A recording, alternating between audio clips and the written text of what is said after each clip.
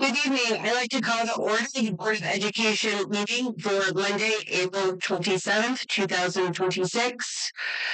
Ms. Sauer, could you call the roll, please? Kathy Crippen? Here. Mrs. Dernbaugh? Here. Dr. Graff? Here. Mr. Peters? Megan Sparks? Here. This month we had our work session at Driscoll, so this month we have 2 Driscoll students to come lead us in the pledge. Joey and Otto, could you come up, please?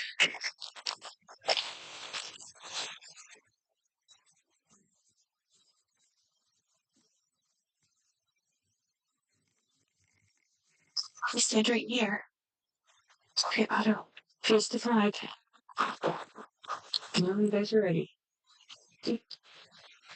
I pledge allegiance to the flag of the United States of America, to the republic one nation under God, indivisible, with liberty and justice for all. Good job. Thank you. Thank you, Joey and Otto. That was a great job. Good job, Driscoll Dragons. Okay, the next item is the approval of the agenda as presented. Can I have a motion, please? Second. Ms. Sauer, can I have a roll, please? Kathy Crippen? Yes. Mrs. Dernbaugh? Yes. Dr. Graff? Yes. Mr. Peters? Megan Sparks? Yes. Next is honors and recognition. Mr. Ciarlariello?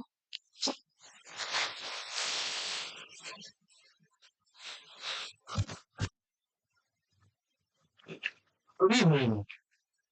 We're good?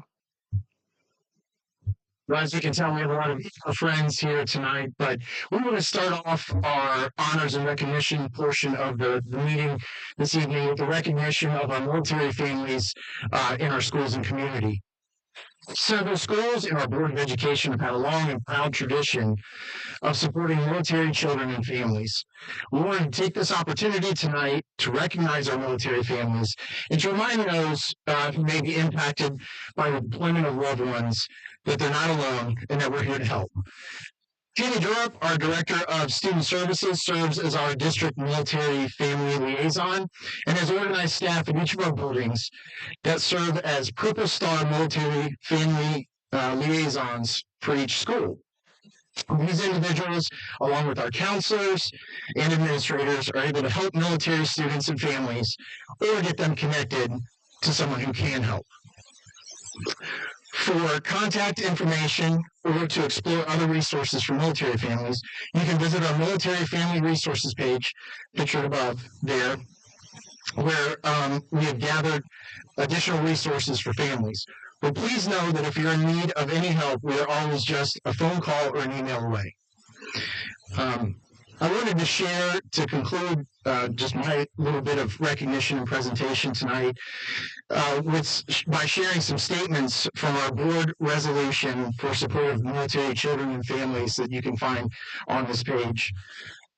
And I'm kind of paraphrasing because it's written a little bit more in proclamation form. But country and our community owes the daily freedoms to members of our armed forces, their family members, and the loved ones who share their service and sacrifice.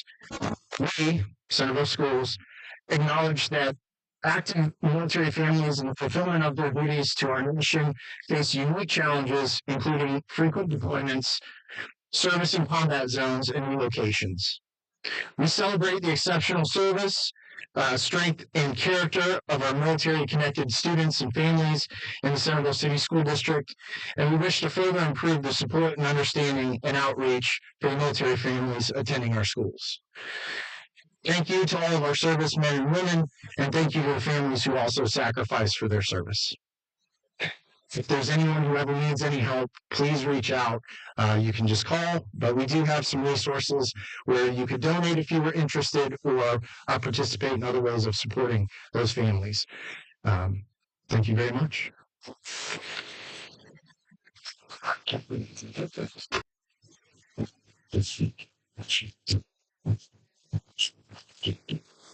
Next up is Mrs. Furbay.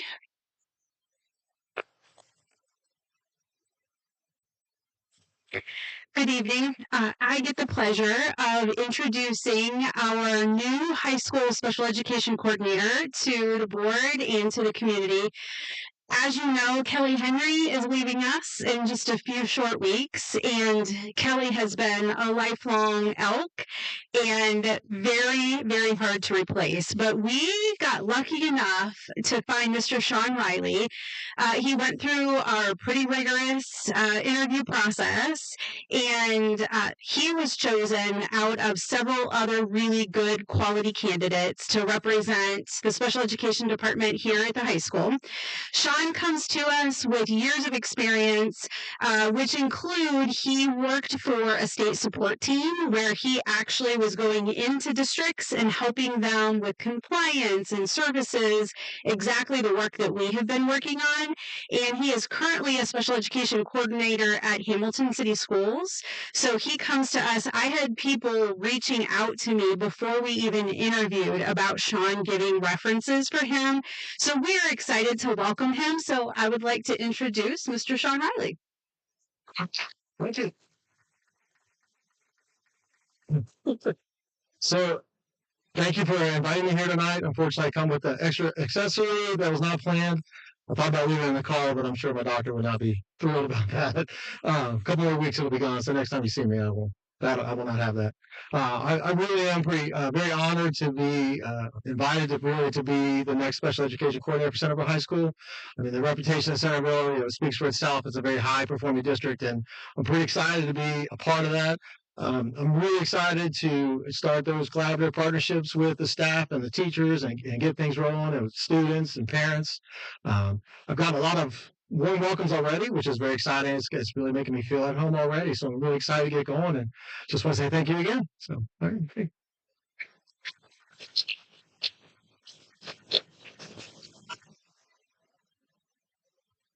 Raise your imagination, Mrs. Oxrader.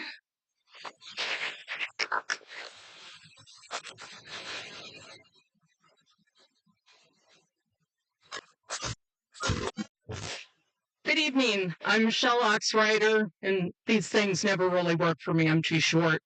But along with my husband, Harry, we are the district coordinators for Destination Imagination for the district. For over 40 years, we've had creative problem-solving programs here in the district, and it's thrived in our schools, as you can see by all the hardware worn over against the wall. And that's always been made possible because of the incredible support that we receive from the community and also and especially from the district. So on behalf of all the kids and parents of Centerville DI, we'd like to extend our sincere thanks to Mr. Wesney and Mrs. Sparks and the rest of the school board. Especially for the assistance we get out of central office, Michelle Antrim, Christy Edge, and Katie Kenny, as well as our building principals and our volunteer building coordinators. This year, we grew Centerville DI to 31 teams of students across every grade level and school, and each was led by a dedicated volunteer team manager whose time, energy, and passion made this journey possible for the students. Please join me in giving them a well-deserved round of applause.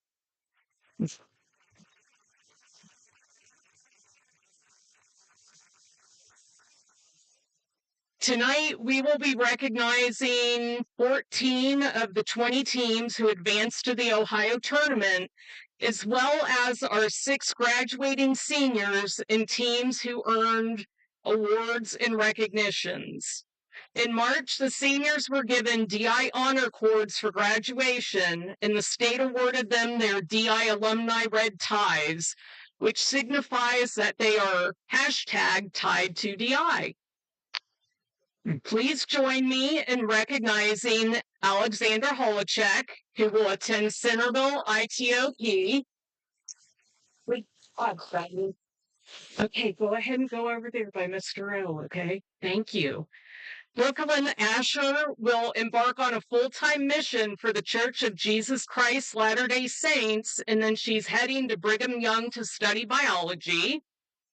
Gabrielle Roseberry will attend Bowling Green to study creative writing. Jared Nelson is taking a gap year to dive into his interest in developing the next generation of neurointegrated prosthetics for amputees. Madeline Hook plans to pursue a degree in fine arts at Columbus College of Art and Design. Sophia Rush will attend the University of Dayton for music performance. And I would like to make a special recognition and note that Jared has done DI all 13 years of his Centerville school career. And so,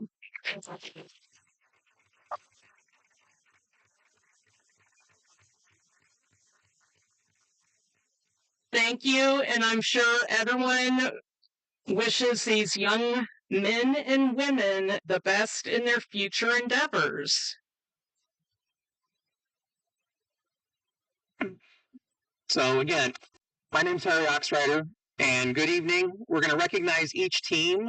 So if you'll hold your applause until we get the whole team up here, we'll have applause at the end. So I'm going to start with our service learning challenge. Teams addressed a real need in the community, presented a story about what happens when two characters team up to resolve a dispute. So first up, we have the Big Peeps. Come on up, Big Peeps. Team managers are John and Megan Sparks. For their service project, the team prepared disaster relief supply donations for Matthew 25 Ministries. They are global finals qualifiers. Yep, come on up and line up under the banner. Yep. Yep. So the team members are Alexander, Patrick, Liam, Zach, and Otto.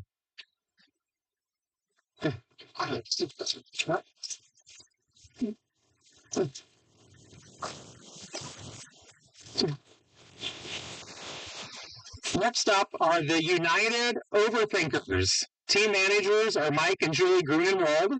For their service project, the team donated supplies and volunteer hours to SIXA. They are region champions, affiliate champions, and are global final qualifiers. The team members are Parker, Glenn, Charlie, David, Logan, Camden, and Andrew.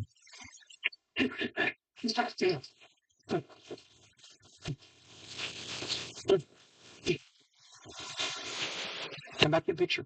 Okay. In the scientific challenge, teams explored the science of human memory and misdirection. So the next team up is the Fruity Pibbles. The team managers are Harry and Michelle Oxrider. They are region champions, affiliate champions, and global finals qualifiers. The teams are David, Arcee, Ananya, Gabrielle, and Sophia.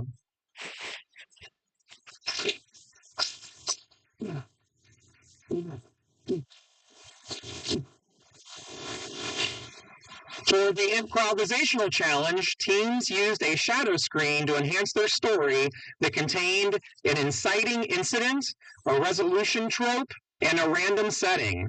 This team is the Fire Peeps. Team managers are John and Megan Sparks. They are region champions, global finals qualifiers, and will be attending global finals in May. They won a Da Vinci Award at both the region and affiliate tournament, and also won an Instant Challenge Award at the affiliate tournament. It's Cy, Lewis, Advita, Aria, and Naomi.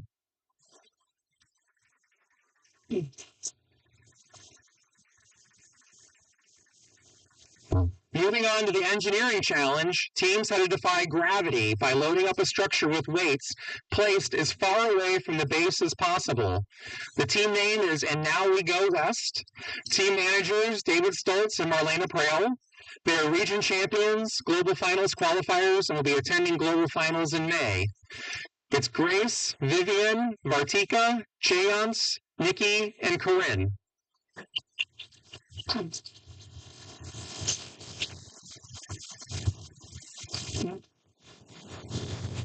In fine arts, the team showed how one hard choice can set two characters on different paths to a superhero and a supervillain. This team is the Ice Cream Squad. Team manager Anita Pennington, Jacob, Callie, Evelyn, Annika, Nora, Michaela, and Matthew.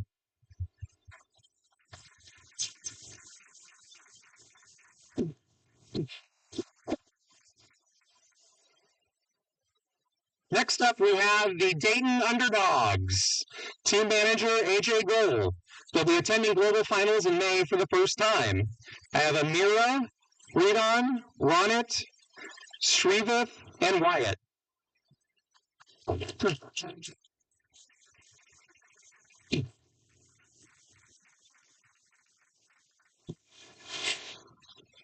The next team is the Fellowship of the Duct Tape. Team managers, Andrea Sutphin, Deb Nelson, and Ron Hansen. They're global final qualifiers and will be attending global finals in May. Arjun, Ricky, Jared, Alex, Connor, and Joaquin.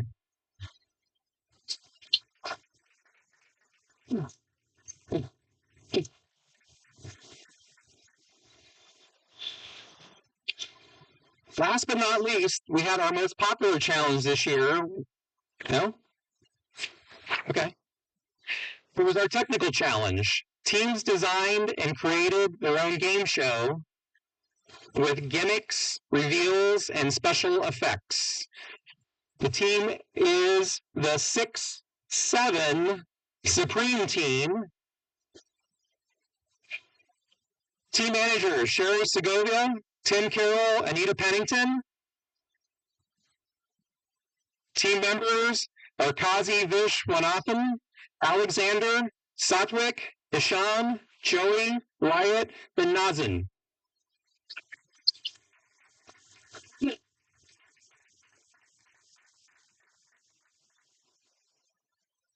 Next up is the Techno Dragon 6-7.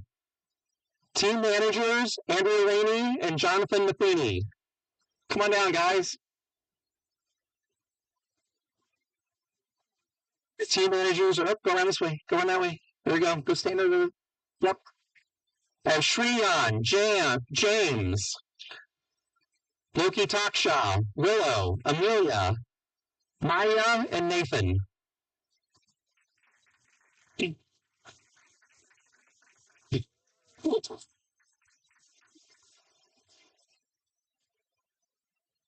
The next team is Cubes Are Traumatizing. The team managers are Harry and Michelle Oxrider. They are region champions, affiliate champions, global finals qualifiers, and will be attending global finals in May. John V, Chloe, Jazritha, Keegan, Murphy, Rashawn, and Bernie.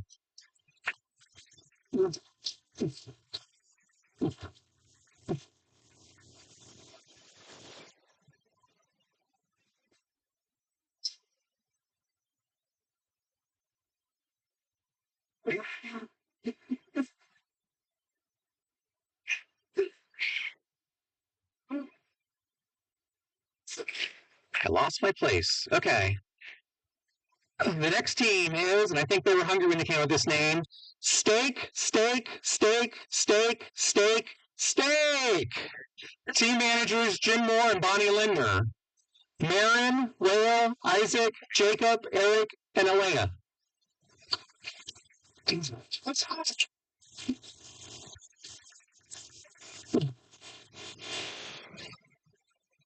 The next team is the best team name was deleted. Team managers, Matt and Crystal Reeker. I have Caleb, Wesley, Noah, Selena, Rylan, River, and Elijah.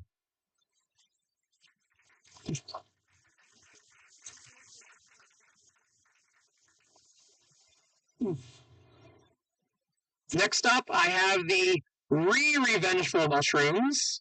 Team managers, Barb and Ken Prail. They are affiliate champions, global finals qualifiers, and will be attending global finals in May. They also won an instant challenge award at the affiliate tournament. We have Brooklyn, Christopher, Shyla, Justin, Grant, Darmendra, and Scarlett.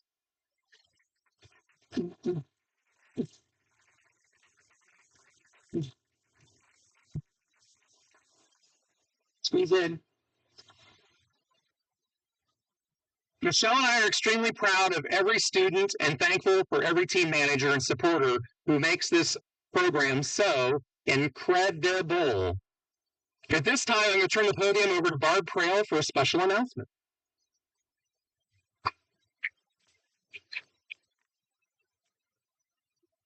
Yeah, in March, this team had kind of a surprise, and one of them was one of the students was approached and said, "Do you know anything about this?"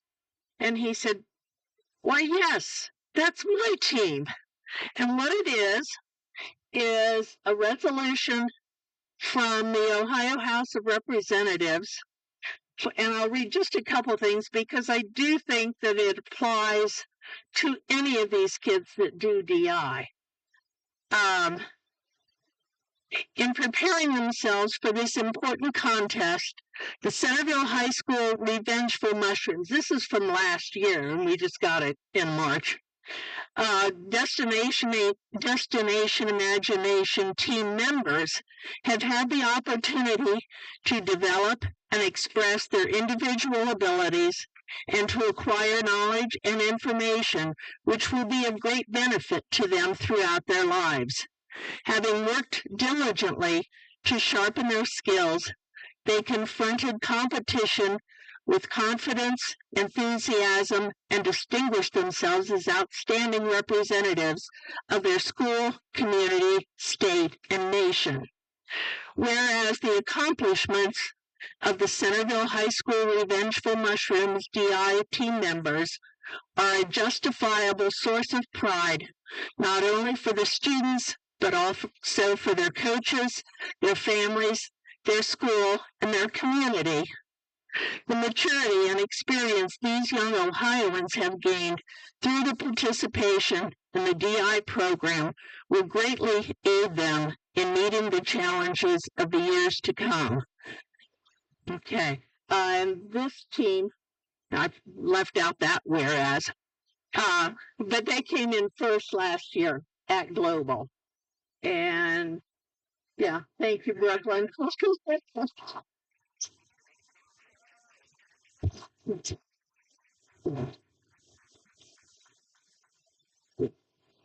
Okay. And they've done this a while. This is the third year. The same group of kids has been together as a team, although I think the one who's done it least is 6 years now.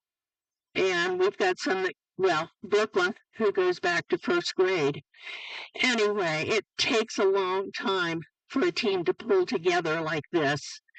And I would like to thank all of you for everything, for all of your support for DI, and all of you for all of your support for DI also. So thank you. And I think that's us.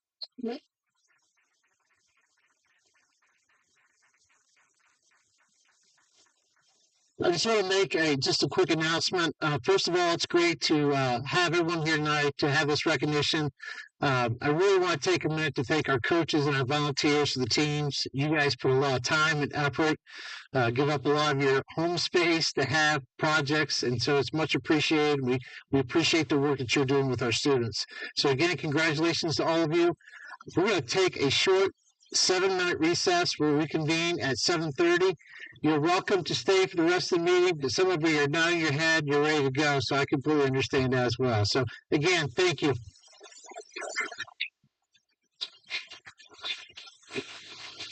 Then continue on with our meeting. Next is public participation. The Board of Education recognizes the value of school governance, of public comment on educational issues, and the importance of allowing members of the public to express themselves on school matters of community interest. The presiding officer of each board meeting at which the public participation is permitted shall administer to the following rules of the board.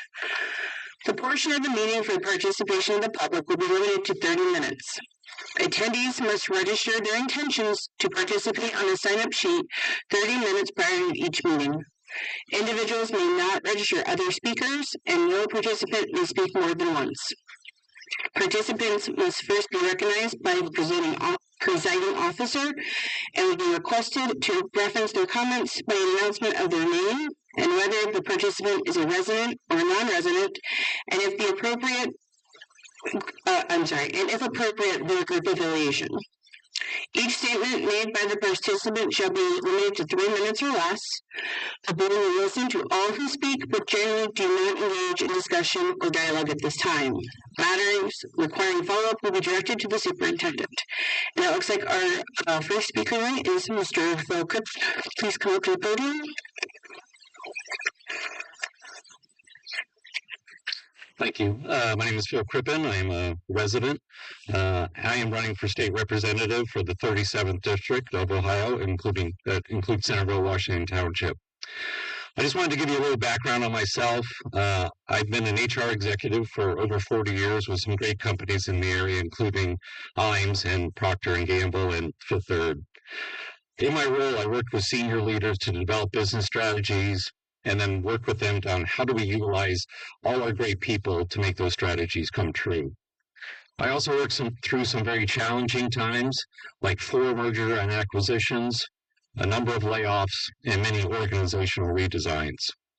Through all this, I developed skills around problem-solving skills, building consensus with people of diverse viewpoints, being empathetic, and acting with integrity. Personally, Kathy and I raised our children here, and I'm grateful for the education we received through Centerville schools and the support the community provided when we faced some personal challenges. During Kathy's 30 years as a teacher, I had the opportunity to listen to teachers express the challenges they faced due to legislative mandates. One teacher recently told me, she said, if you take all of our responsibilities and put it in a bucket, the bucket is full. And what keeps coming down from the State House is on top of that. And our bucket is not getting bigger. I'm not getting additional resources to do that. There's too much mandated legislation. I firmly believe we need to get politicians out of the classroom. I think we need to let the experts do their jobs. Teachers want to and know how to teach our children. Politicians don't. When elected, I will work to cut the extensive legislative oversight of our schools. I applaud this board, the Centerville administration, and teachers for achieving 5-star ratings on the Ohio School Report Card, being named #1 school district in the Dayton area, and a top 10% school in the United States, in spite of all these challenges the State House has put in front of you. From a financial perspective, I support properly funding the public schools and making changes to not penalize a school district like Centerville because they do a great job and are fiscally responsible. I would appreciate everyone's support on May 5th so we can have at the State House someone who is responsive to Centerville schools, will listen to your challenges, and will stop putting up barriers in your way. Thank you very much.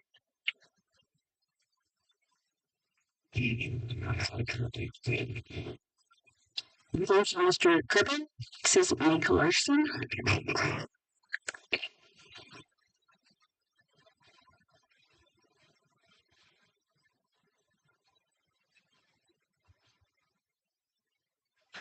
Good evening. My name is Mike Larson. I am a resident of Washington Township.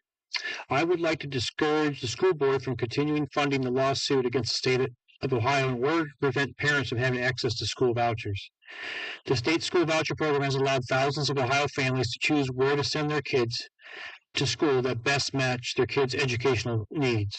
These vouchers also give parents in failing school districts other educational options for their children.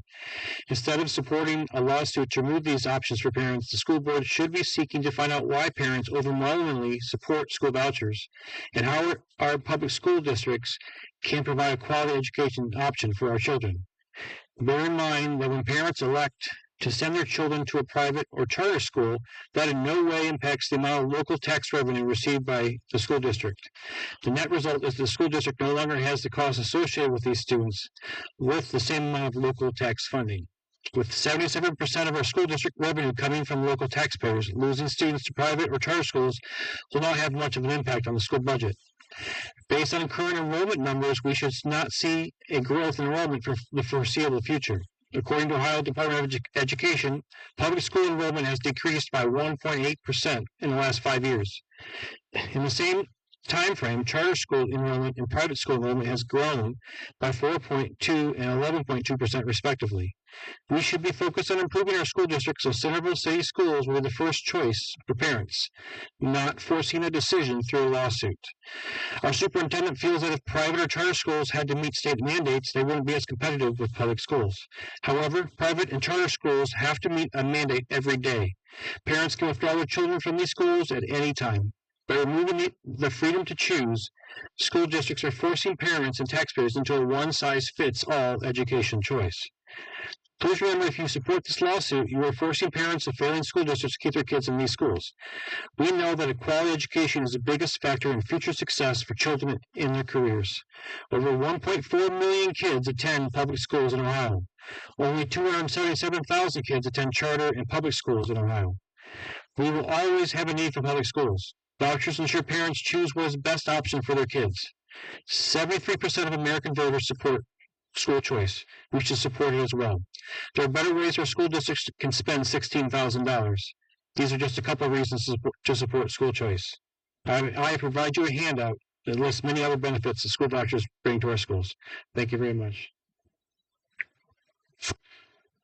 Thank you, Mr. Larson. Next is board and administrative reports. Legislation reports. Dr.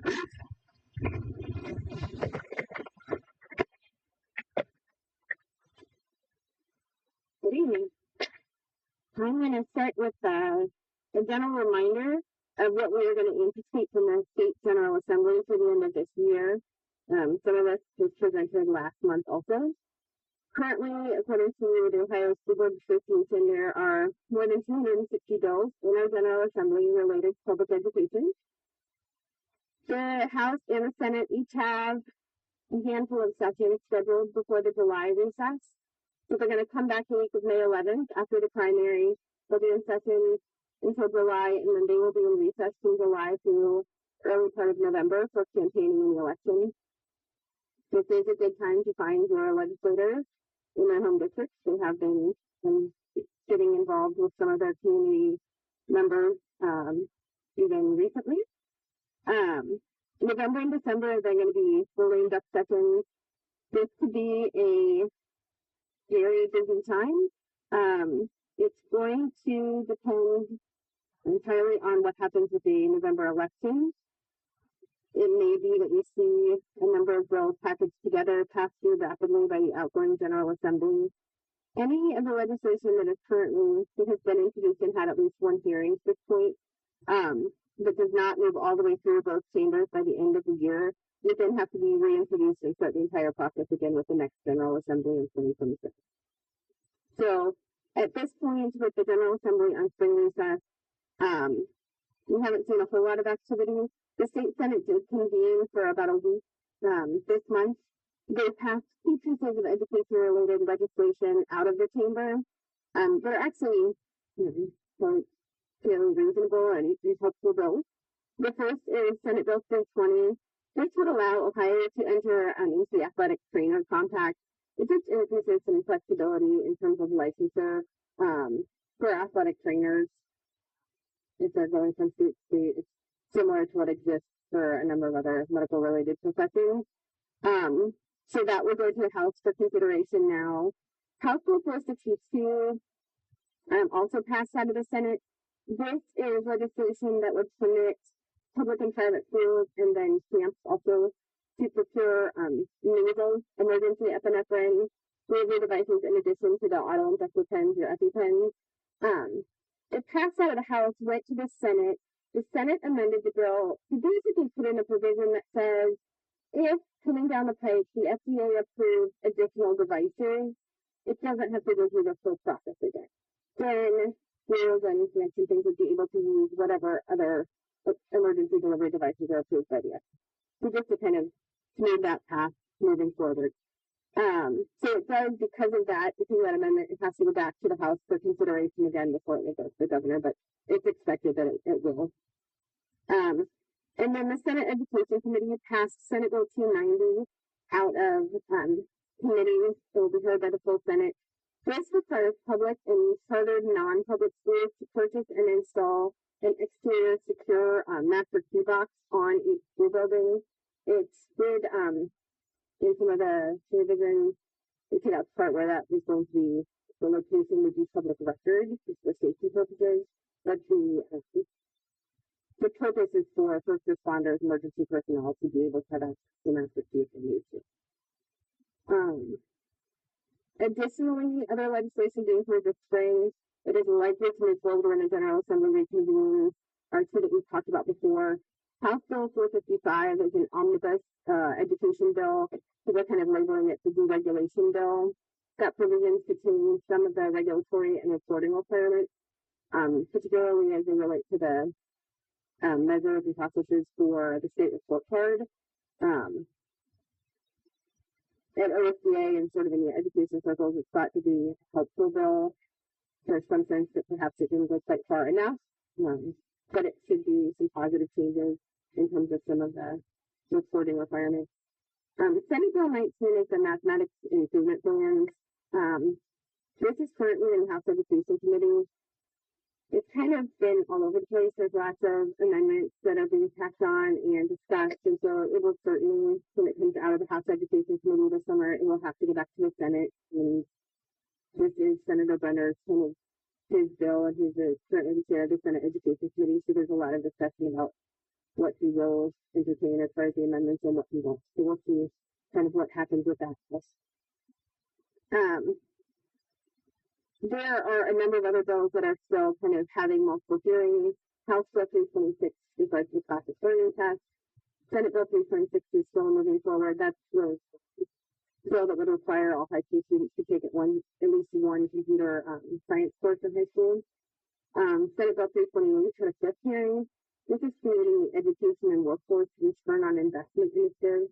It's of course requirements for middle school career exploration with these career and academic plans. And then Senate Bill 311 is Senator Brenner's Senate Education Omnibus Bill. This is still being kind of worked on and hammered out because it's got some provisions in it that were struck down out of the budget last year, particularly as it relates to requiring districts to sell unused buildings or buildings that are not used to 50% capacity, and a number of districts that have various significant circumstances that make that really problematic. So that was kind of undergoing some evaluation also. I will say while the General Assembly's been away and legislators have been taking some time to meet with constituents, we've seen a few of them lately. Senator Blackshear attended our most recent public entities meeting. He and Representative Young attended the Centerville Education Foundation Hall of Fame Awards last week. And then last week, Mr. Ciarlariello and Ms. Sauber and I were able to go to the Montgomery County Educational Services Center legislative briefing. So legislators in attendance were Representative Young from our district, Representative Andrea White from the subject hearing area, Rodney Fink and Phil Plummer, and then Senator Blackshear also came. It was a very interesting meeting. We discussed a number of topics. I will say that the superintendent for the Educational Services Center was a fantastic moderator, and she was just incredibly knowledgeable and really did a great job leading the discussion. Some of the things we did talk about were discussion about the significant rise in students who are requiring services through IEP and 504 plans across the state for the last several years, how this has impacted staffing and costs to districts. And the local school districts were able to provide a significant amount of feedback and data to the legislators about why and how those services are required and then utilized. There was also a discussion about what our universities need to be teaching future teachers, how to better support teachers early in their careers, was a request and question from school district members. And then how to improve retention of teachers is also a huge conversation. And then, of course, as you can imagine, in every part of this was a discussion about funding and where the dollars come from to try to make any of this work. So it was a lively discussion. I think there were a lot of really good points made and a lot of very clear requests. And we'll see what the legislators do when they go back. And then today, during our Ohio School Board Association legislative liaison meeting, I just wanted to bring up, this is a topic that was discussed quite a bit. It was kind of the importance of how we find ways to provide accurate information, factual information to our community members about the impact of potentially eliminating property taxes. It was kind of spurred because the group is collecting signatures for the ballot initiative held a press conference last week to announce that they collected just over 300,000 signatures. They need 413,000 verified signatures from 44 of Ohio's 88 counties by July 1st for this to be placed on the November ballot. So in kind of response to that, there was a statewide coalition that was also launched last week that represented some education and public service and businesses kind of all over the place. And so I just put the website up, factual information. There are some fact sheets, talking points. We have some graphics. It's called Ohio Institute to Protect Public Services. And you can go on the website and kind of click through and look through there if you are interested. But those are just screenshots from their website that is up. So the school board members on the meeting today just discussed how do we provide factual information to the community in ways that remain aligned with the state auditor's guidance and following kind of the letter of that guidance. So we'll also just say as a follow-up from last month, for the State of the State address, the governor's office did launch the attendance dashboard this month on the OD website. It is there. There is not kind of all data in there yet, but it's there if you're ever curious. There have also been a number of recently introduced pieces of legislation. There's a huge list. The ones I wanted to highlight will just be through because they're all essentially related and interesting at the same time. Basically between House Bill 823, 824, and then Senate Bill 416. It is, this is legislation to try to allow elected officials who are deployed on active military duty to retain their elected position and attend meetings virtually, which this point is not allowed. So I would imagine that some iteration, combination of the three of these will make it through, which would probably be very helpful in a lot of cases. The remainder of the list of all the other recently introduced legislation is there. It will be available, and you can click on any of those links and see. These put all kinds of different things. Model curriculum for world history, preschool for all, and requiring all day kindergarten. Gender management schools. There is radon testing on here. Creating an offense for obstructing federal immigration enforcement in schools. And so it really does cover the gamut. You will see that in some of these requirements for model curriculum and other things, there's not a single allocation of funding available for introducing any of those.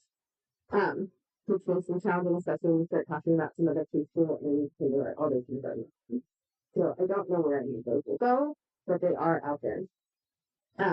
I will just also say that everything that happens at the state level, I typically don't get to cover all of the federal changes as well.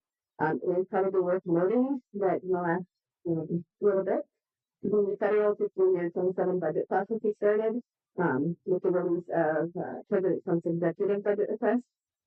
Overall, they're pretty similar to the request from last year. We're still proposing consolidation of approximately 17 grant programs, mostly from the Every Student Succeeds Act.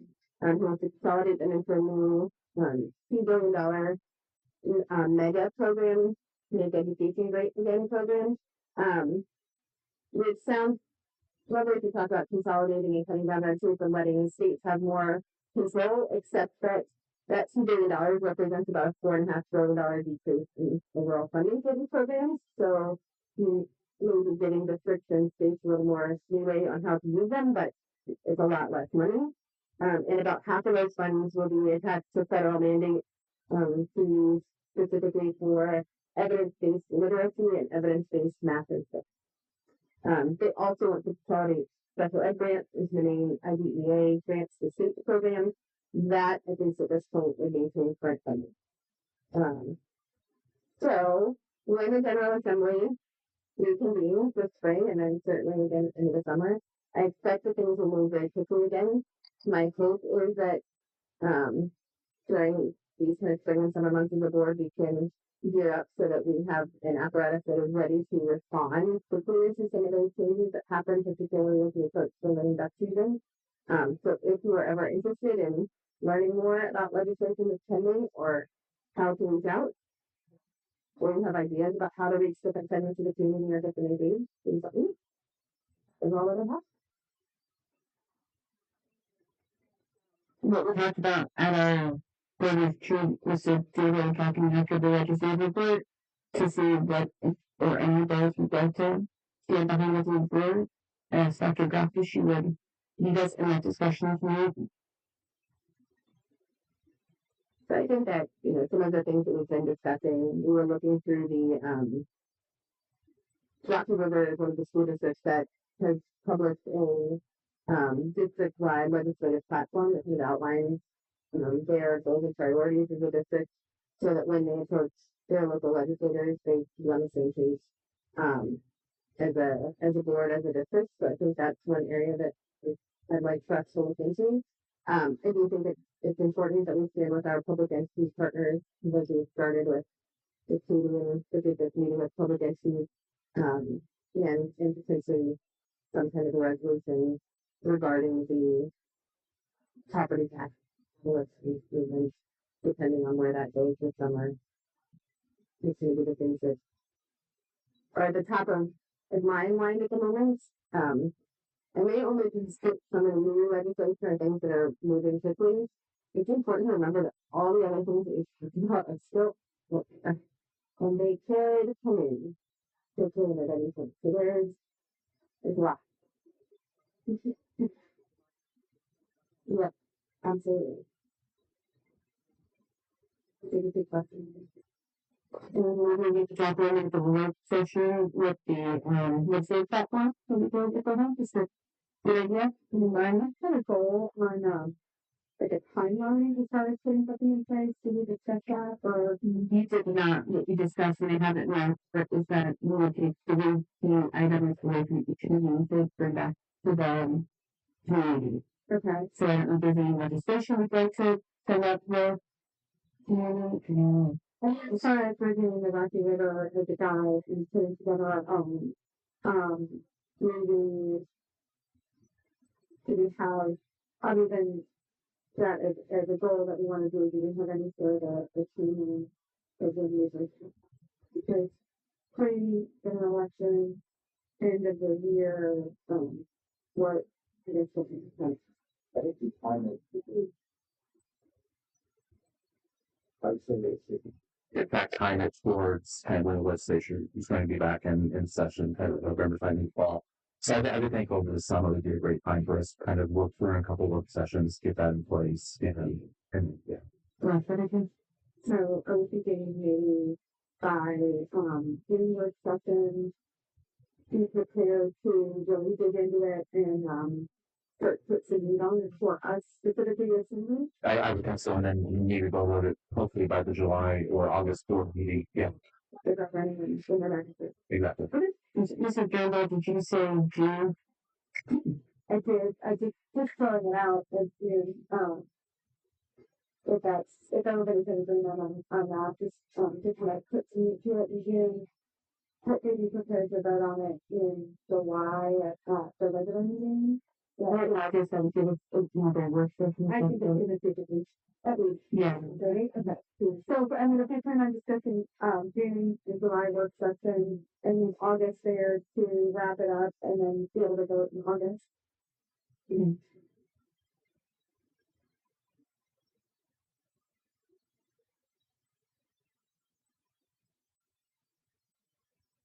So let's take a minute for the action item tonight, please.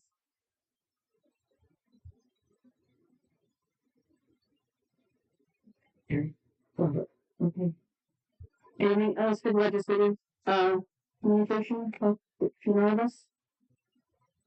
Seeing nothing, I'll move on to our global student board rep report.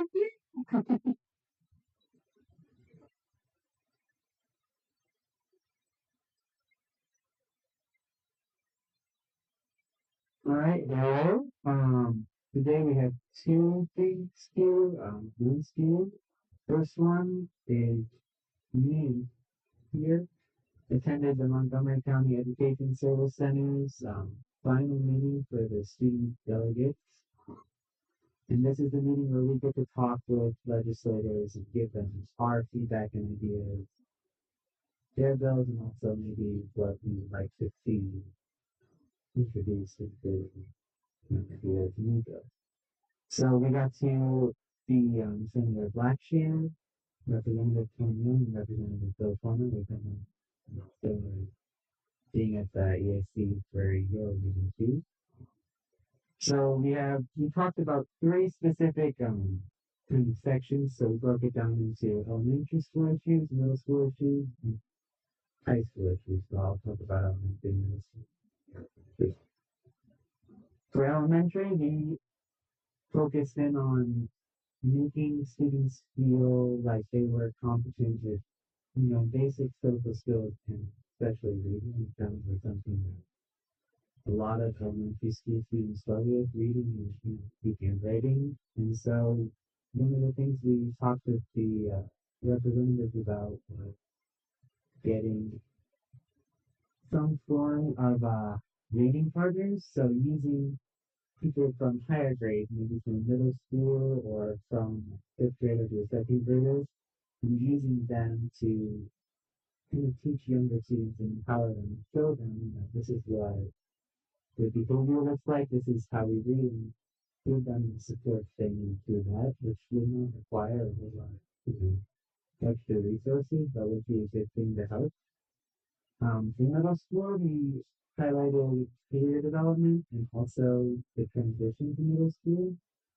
I don't think that a lot of our representatives realize that the transition from middle school to high school is very jarring and very, very difficult for a lot of people. And I think that was very helpful for them, so we highlighted that a lot.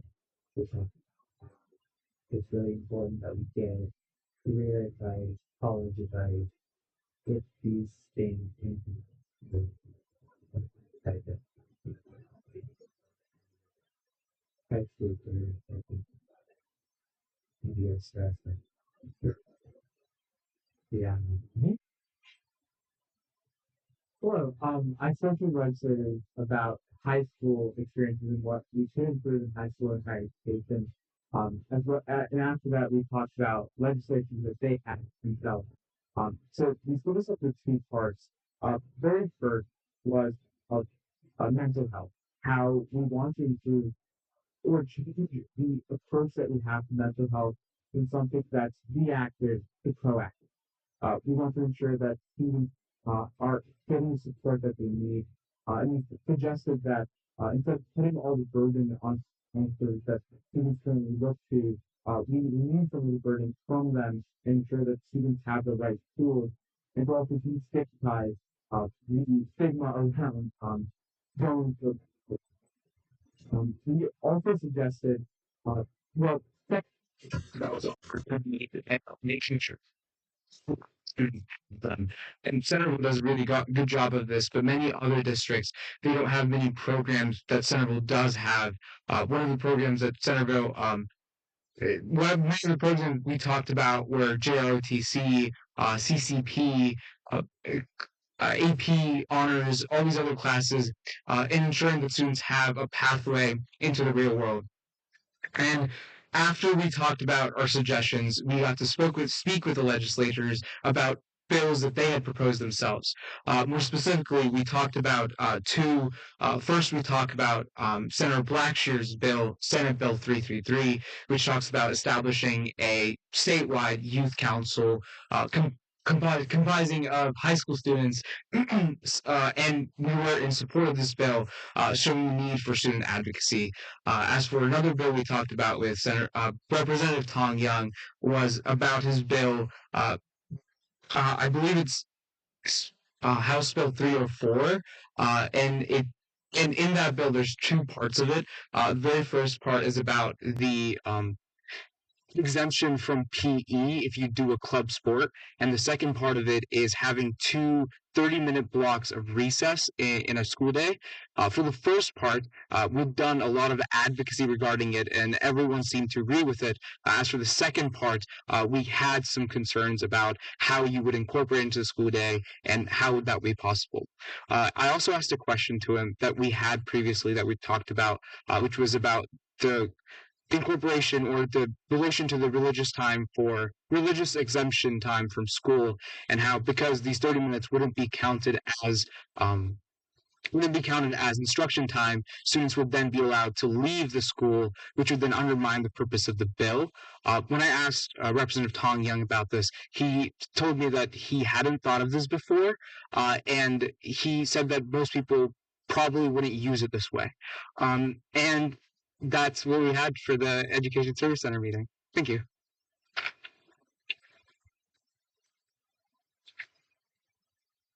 And then finally, for the last part of our report, we were just able to sit down again with our round table.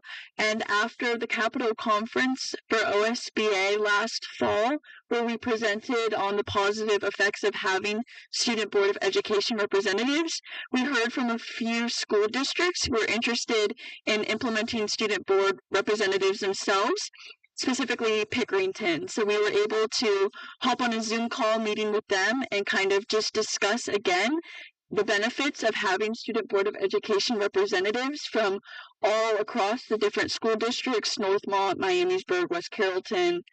And Senator Blackshear was also present for this meeting, where he was also able to sit in and kind of listen on how student advocacy is very present in these school districts, which again connects back to his bill, which he was working on for the statewide youth council. It was just an incredible experience to be able to talk about how much student advocacy is represented in our school districts and other school districts across the state. And that's it.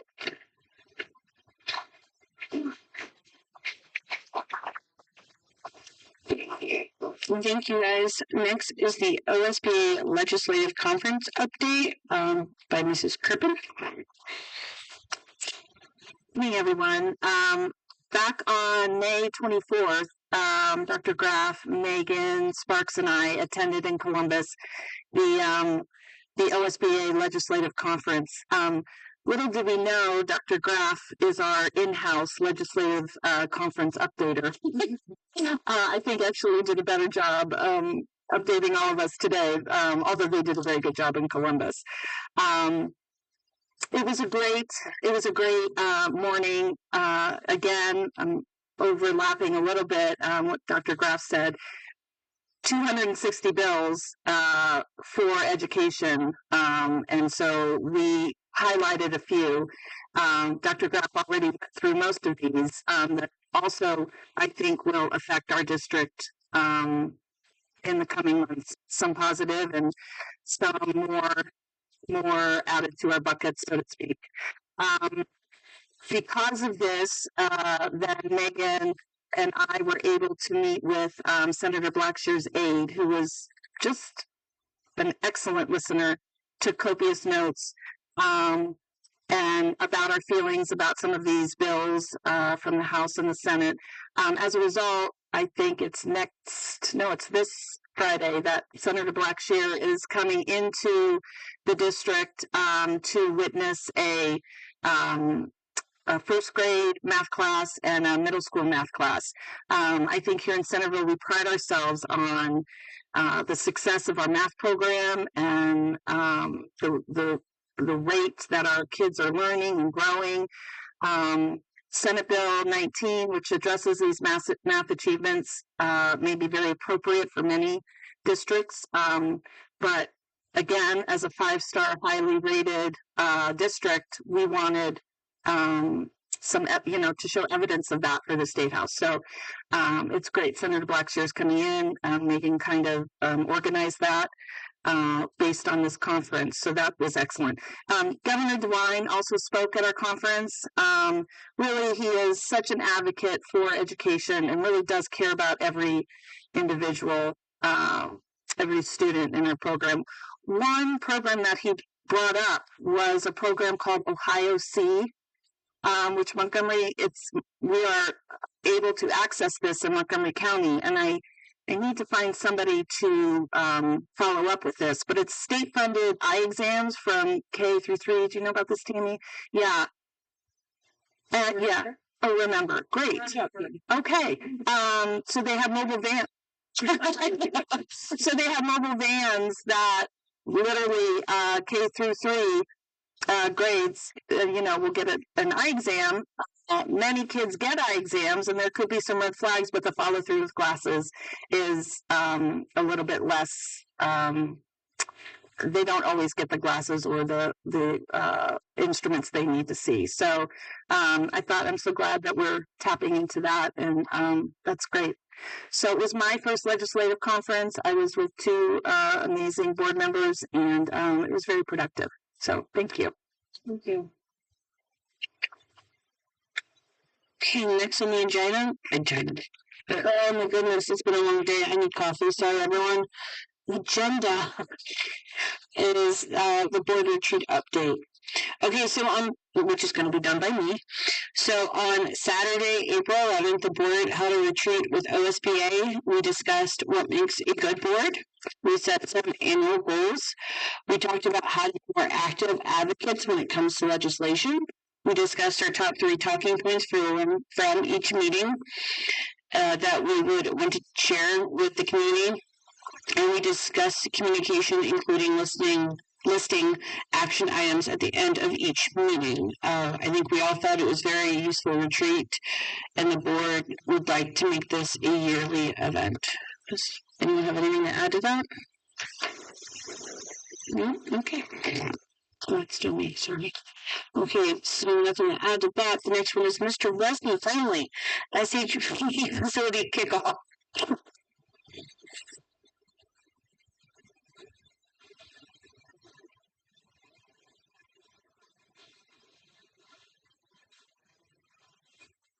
I think you said finally, right? So good evening, everyone. Tonight, just wanted to share a little bit of information about our SHP partnership. We've been talking about SHP now for the last several months. And so I will just provide a little bit of information as we start getting into this week and kicking off some of the things we're trying to do with our facilities. As a lot of you know, I sometimes like to reflect on our mission to empower and challenge and support when I think about our presentations. Tonight, we'll take a few minutes to share information about our partnership with SHP and specifically how people can get involved with this process. And we're really looking for a lot of people, a lot of our stakeholders in our community to be involved in our facility planning. So as part of our strategic plan, we have 5 focus areas, and this presentation will key on 3 of those areas, such as teaching and learning, communicating and understanding, and getting feedback from our community, and resourcing and supporting. So I like to think of those 3 in the terms of teaching and learning and looking at classrooms and what classrooms might look like in the future. Also looking at opportunities in communicating, engaging dialogue with our stakeholders, and then obviously with resourcing and supporting, providing a safe, welcoming environment for all of our students when they come to our buildings. So as I mentioned, over the last few months, we have talked about SHP. SHP is a design firm that specializes in gathering input from community to build a comprehensive master facility plan. We believe that the strongest plan is one built together with all of us, and that we are actively seeking input from parents, staff, alumni, business leaders, and community members. And we feel like that's a very important part of this process. So probably for a year now, or maybe longer, we have showed several graphs. This is just a new one that actually SHP helped us put together. You've seen the bar graphs that we've shown the age of our facilities. This one's just a little bit different. I think it's interesting if you go through and look at the graph and look at the age of our facilities. You'll see we talk about Magzig a lot. We've talked about Magzig being the oldest building in the district, Primary Village South now being being 19 years old, kind of the two opposite ends of the spectrum. But if you really look and study at the ages, you can see we have 3 buildings that are now in their 70s. And probably more importantly on that graph, the very bottom of the page is the average age of our facilities is now about 62 years old. And so we have been trying to do a lot of different activities to get folks into our facilities, into our buildings to see our facilities. We conducted the Elk Walk in the fall. You're familiar with that. And so this week we have the opportunity to do some more engagement with SHP as we move on. So Build Elk Strong is our theme as we move forward. So phase 1 of 2 phases start this week, as I mentioned. And the theme for our facility study is Build Elk Strong, a strong foundation and a strong future. The goals for the initial phase of the project is simply listening and learning from our staff, from our community, and from our constituents.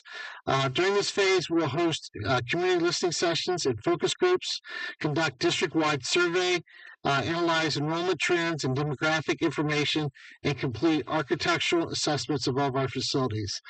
Last week, I had the opportunity to sit in the Curriculum Advisory Council meeting. SHP came in. Any group organization can come in and just give a quick survey, and you can take that survey on your phone, go through the survey quickly.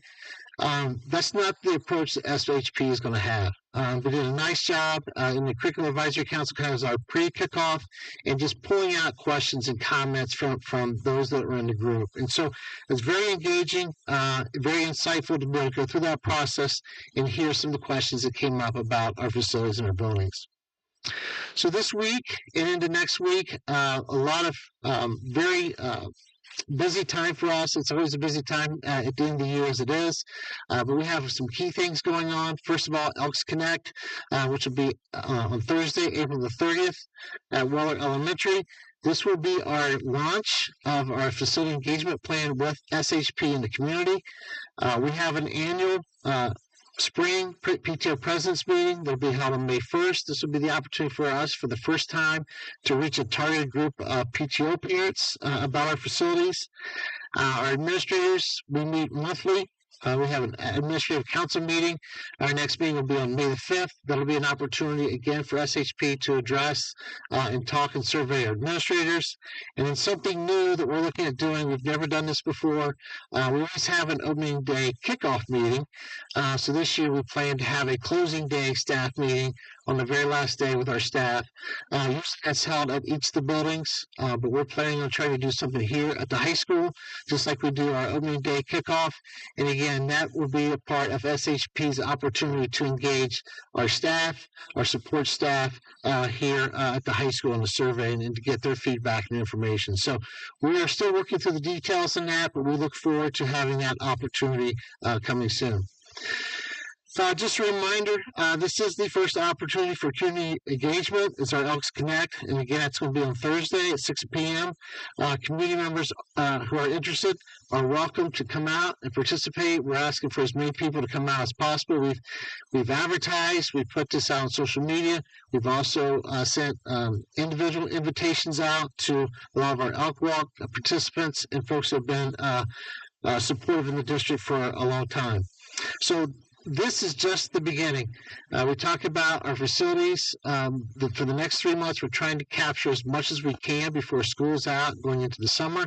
There will be some other summer opportunities for people to engage in some of our communications, but we wanted to share this important event with all of you tonight and talk about this event as we move forward with our partnership with SHP. So with that being said, we'll see if there's any questions with the board.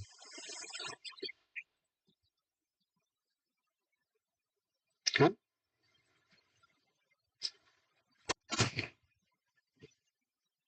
What's that plan going to look like? Is it going to be like a normal Elks Connect? What's that going to look like? Well, our plan will be a little bit different. So the last few Elks Connects we've taken tours of some of the buildings and then had just a conversation with those in attendance. Our plan is to be more it'll be a presentation, but SHP will be there to have conversations with our community members about our facilities, They'll go through some survey type questions and try to gather some information from them. So it's an important night. It's really our first step to be able to get some community feedback from those in attendance. And so we're looking forward to that opportunity. Okay, good question. Thank you. Is treasurer's recommendations. Consider approving the March 2026 financial statements, the monthly general fund rolling report, monthly cash reconciliation, monthly fund activity report, then and now purchase orders approved by administration, certified by the treasurer, and supported by the Board of Resolution, totaling $86,933.36. May I have a motion, please? Second. Ms. Sauber, can I have the roll, please? Kathy Crippen? Yes. Mrs. Dernbaugh? Yes. Dr. Graff? Yes. Mr. Peters? Yes. Megan Sparks? Yes. Consider approving the minutes of the following Board of Education meetings. March 17th, 2026 work session. March 17th, 2026 regular meeting. April 11th, 2026 special meeting board retreat. And April 20th, 2026 work session. May I have a motion, please? So moved. Second. Ms. Sauber, can I have the roll call? Kathy Crippen? Yes. Mrs. Dernbaugh? Yes. Dr. Graff? Yes. Mr. Peters? Yes. Megan Sparks? Yes. Next is the superintendent's recommendation. Keep them all at A1. Yeah. You keep them all. Do them all at the same time. Okay. The superintendent recommends accepting resignation as listed on Schedule A. The superintendent recommends accepting resignation as listed on Schedule A1. The superintendent recommends the change of employment status or change of contract status for the certificate personnel listed on Schedule B for the salaries programs on the effective dates given. The superintendent recommends the employment or change of employment status for the support staff personnel listed on Schedule C for the salaries programs and on the effective dates given. The superintendent recommends the employment of the personnel listed on Schedules D and D1 for supplementary contracts or extra duty assignments. And the superintendent recommends the granting of leaves of absence for the personnel listed on Schedule E for the reason and on the dates given. May I have a motion, please? So moved. Second. Ms. Sauber, can I have the roll call, please? Kathy Crippen? Yes. Mrs. Dernbaugh? Yes. Dr. Graff? Yes. Mr. Peters? Yes. Megan Sparks? Yes. Consider awarding the bid for the construction of the Allied Health Lab at Centerville High School to Ferguson Construction for a total cost of $119,888 plus 10% contingency as the lowest and the best bid using PI funds. Can I have a motion, please? So moved. Second. Can we just go over this again? This is for the renovation of an existing space. What's your trailer? So we call our allied health programs that we have put in. It's a renovation of existing space. So we talked about this at length in our work session. We're excited to have an opportunity to meet some of the needs of our students who go into the allied health industry. And so we have several students who have signed up as a career block program next year. But this would give us the opportunity to renovate that space that we have, a lab, if you will, for those students to do their work and learn the allied health curriculum. And if I remember correctly, it's going to serve 24 students in the block program in its first year, expecting to double, seeing as there was a wait list this year, in the following year when we can admit juniors and seniors into the program. We'll have 2 senior-only sections next year, which will serve an additional 40. So Wonderful. about 72 students. Okay. And again, going back to the work session, the original estimate was in the neighborhood of 250-ish. Yeah. So this came in considerably under, yes? And but about breath in there and what it would take in order to do that. But there's some continued exploration they found would be able to be done for the cheap price. Wonderful. And the anticipated timeline is that this is going to be done before the start of the school year, correct? Be done before the end of July in preparation so that get everything set out and ready to go by the first day of school. Great. Thank you. Ms. Sauber, can I have the roll, please? Kathy Crippen? Yes. Mrs. Dernbaugh? Yes. Dr. Graf? Yes. Mr. Peters? Yep. Megan Sparks? Yes. Consider approving the increase to student nutrition service meal pricing for the start of the 2026-27 school year. Can I have a motion, please? So moved. Second. No conversation? No. All right. Ms. Sauber, could I have the roll, please? Kathy Crippen? Yes. Mrs. Dernbaugh? Yes. Dr. Graf? Yes. Mr. Peters? Yes. Megan Sparks? Yes. Consider approving the 2026-2027 administrative pay packet index and schedules. Can I have a motion, please? So moved. Second. Any discussion on that? No. Ms. Sauber, can I have the roll call, please? Kathy Crippen? Yes. Mrs. Sternbach? Abstain. Dr. Graf? Yes. Mr. Peters? Yes. Megan Sparks? Yes. Consider approving the new career technical planning contract starting July 1st, 2026 and ending June 30th, 2031. Can I have a motion, please? So moved. Second. Any conversation? No? Okay. Ms. Sauber, can I have the roll call, please? Kathy Crippen? Yes. Mrs. Dernbaugh? Yes. Dr. Graf? Yes. Mr. Peters? Yes. Megan Sparks? Yes. Final comments regarding past or old business for the Board of Education? Okay, the only action item I have for this meeting is June and July. We'll work on the legislative platform, and in August we'll vote on it. I believe Mr. Wesley sent, what was it, Ms. Graf, Dr. Graf, River, what was Rocky River. Thank you, Rocky River out. Per our retreat, what are the 3 items we'd like to take back to the community? Come to the Elks tonight on Thursday. Love that one, and I have that my notes. Good. I don't know else, but we feel want to take back to the community.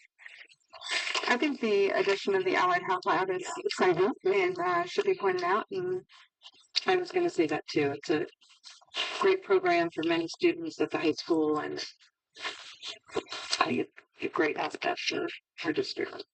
Okay. And I may be biased, but I think our wonderful DI program should be one of the third things. because I looked like they had expanded this year. It looked wonderful. We have a lot of teams. It's amazing. It's a great program, but DI is number 3. Okay, anything else? Who's called you guys friends? You wanna? Okay. All right. Pursuant to Ohio Revised Code Section 121.22G1, I hereby move that the board adjourn to executive session to consider the employment or compensation of public employees of the school district. No other business will be conducted except to come out of executive session to adjourn. May I have a motion, please? Second. Ms. Sauber, can I have the roll, please? Kathy Crippen? Yes. Mrs. Dernbach? Yes. Dr. Graf? Mr. Peters? Megan Sparks? Yes. All right. Thank you, everyone.